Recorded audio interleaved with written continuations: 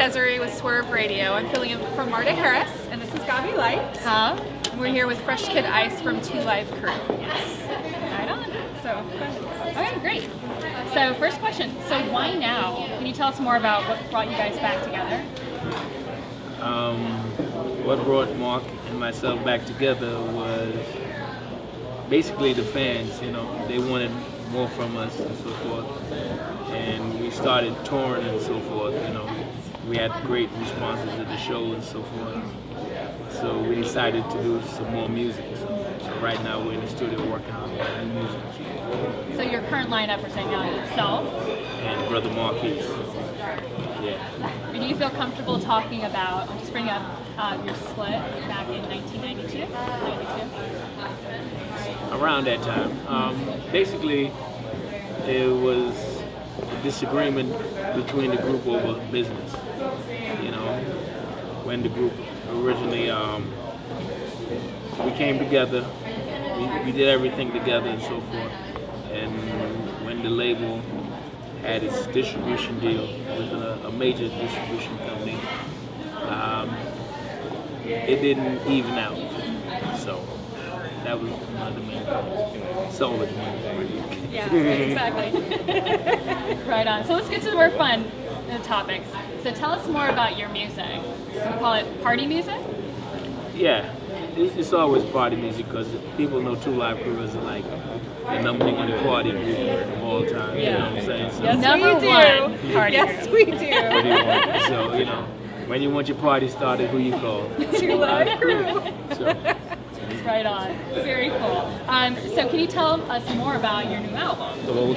Well, the new album right now, we have basically like almost 2 albums recorded, and it's produced by Funk Boogie, who did a lot of stuff like Trick or Treating, like to Take It to the House and put a little and that type of stuff. And Manny Fresh, you know, he's the one with all the Cash Money stuff. So on the album we also have features from Manny Fresh, E40, Too Short, Insane Clown Posse, stuff like that. Plus we're working with a new producer. Y'all might know him from back in the day. Pretty Tony. You know, he had the Debbie Debs and the stuff like that in the freestyles. Like to be a little like that. Look how we can go. This weekend's here we come. Exactly. Weekend's here. If you need a backup girl, there you go. Yeah, we're trying to bridge a bunch of things to create a new sound. Right on. Excellent. So you're excited then about the new album? Yeah. You're looking forward to it? Are you at all nervous about it? Or do you feel like your fan base is pretty solid? They're already going to be built in? We have a fan base who like the old school stuff.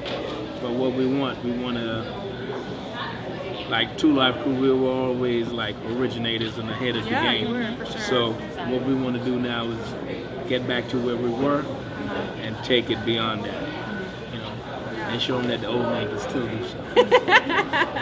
But we're looking forward to it for sure. Totally. Yeah. So you're going to have some like 30, 40, 50 something people like coming out. Yeah, it's all good. As long as they come out and support, then the young ones come out and you see the parents and the kids dancing together. Yeah. They're like, hold up. Do you think that new younger audience, the kids today, are? How do you think that they're probably familiar with "Me So Horny" and some of your hits? Do you think? Well, a lot of them are because based on a lot of the movies that came out last year, like Project X, The Sitter, you know, a lot of them have 2 Live Crew music in it. Like, you know, The Sitter had Hoochie Mama, Project X had We Want Some, you know, so, you know. And this year, there's a couple movies coming out that has 2 Live Crew music in it so far. So speaking of movies, sorry. No. We wanted to know how Hoochie Mama came to be with Friday. So how did that combination come together for you guys? Well, basically, they sent us a clip of the movie. And, you know, once we seen the girl and how she was acting and stuff like that. Oh, no! Yeah, we kind of put it together and so forth, and you know, and since it was like a West Coast type movie, you know, the title lent itself to it. You know, so it was an automatic thing. What are you saying about West Coast girls? Yeah. No, because what we did, we just take it straight to the from the hood, you know, and so on, you know. So when you guys are thinking of new music, your music is so fun and dancing. It makes people happy, in my opinion. That's just my opinion. It's always uplifting. It's always upbeat. It gets everybody going, no matter where you are. If you throw Two Live Crew on, the music is fun and upbeat and happy and dance. So when you guys are putting music together, is that usually your goal, or what inspires you? Like, what artists inspire you? Where do you draw from to make your music so fun and keep it so gritty? Well, we try to concept it, you know, and so forth, and then we try to write stay within the context of the hook and the track, and make it like a kind of story. Each verse will be meaning something to somebody else, you know. So instead of like what they do now, they just take things and they just throw the rhymes together and just, okay, that's a song.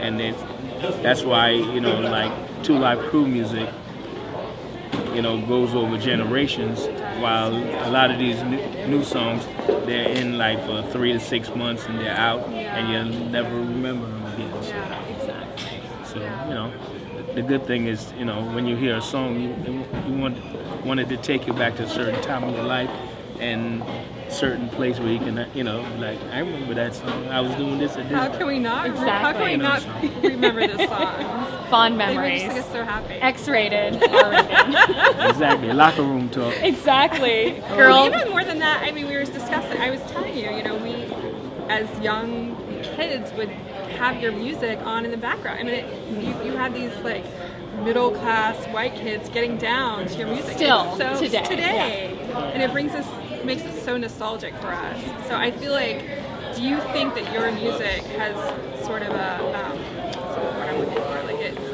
kind of permeates, it doesn't really matter where it is or where you're from or socioeconomic status, it sort of permeates all classes and all, you know.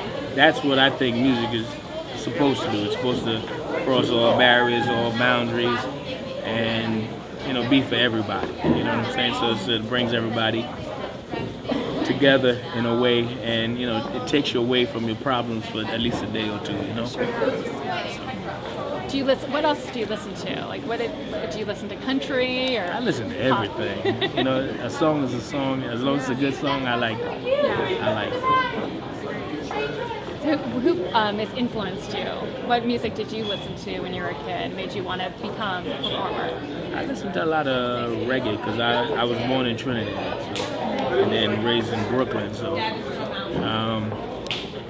basically, you know, in all the cities and every place I've been, it was always like a melting pot. So I get to listen to everything and appreciate all types of music. So that's why I'm so, you know, into all kinds of music.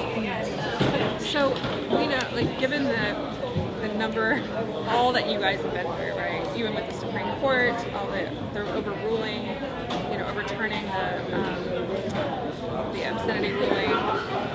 The controversy. Yeah, you guys have been through a lot. Yeah, a few things. A few things. And I know you've quoted that saying that you've been through a lot. Can you tell me a little bit how has it really affected your life, your music? And then most importantly, what I really want to know is how you feel sort of opened the door or had an influence on those young artists that are up and coming. Do you feel like you've had a strong impact? Well, basically, when we first started in rap, a lot of people say rap wouldn't last, it was a fad, you know, it was going to be in and out like disco and all that stuff. And we were like, well, rap is something unique due to the fact it can incorporate all types of music and create something different from it. So basically what we did for the music, you know, we took some of that, incorporated in our music and so forth. Plus, you know, the battles we fought in the courtroom helped the whole music industry on a whole, because even back then, you know, the R&B and so forth and the pop songs, they wouldn't curse in them. Nowadays, if you listen to a pop song or whatever, it's there. So when you hear a Rihanna, a Keisha Cole, or Trey Songz, or Lil Wayne, or whatever, you gotta say, if it wasn't for Two Live Crew and that parental advisory sticker, they couldn't be saying that. Exactly. So music on a whole was changed, period. And do you feel that are you proud of that? I mean, do you feel like you had something, you were the ones that sort of were the... We were, otherwise we'd be listening to Nickelodeon right now. So we just have a couple last questions for you. I just lost my train of thought. Well, not that. So has it had what impact has it had on you guys personally? I know you said it costs a lot. Yeah, personally, because each member went through certain things at that time, so I know, it helped the company in different ways, financially and so forth.